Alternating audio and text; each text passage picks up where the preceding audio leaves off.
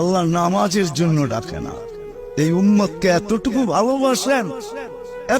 ভালোবাসেন যে আল্লাহ কথা বলার জন্য ডাকেন, নামাজের জন্য ডাকেন না। এই জন্যই মনে হয় কিতাবালা লেখছে মুসাল্লি উনাজি রব্বা, নামাজি আল্লাহর সাথে কথা বলে। রাত্রটা যখন পার হয়ে যায়, সুবে সাদেক যখন হয়ে যায়, তো আল্লাহ চিৎকার দিয়ে মনে হয় বলতে থাকেন, রাতটা পার হয়ে গেল, তোর সাথে কথা হইল না, জলদি একটু উঠ না, একটু আয় না, তোর সাথে একটু কথা বলি না।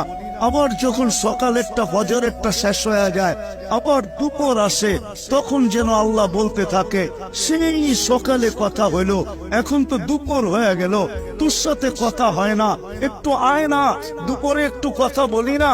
দুপুর যখন গণায় আসর বিকাল হয়, তো আল্লাহ আবার ডাকে, সেই দুপুরে কথা হইল, এখন তো বিকাল হয়ে গেল, আয় না, তোর সাথে একটু কথা।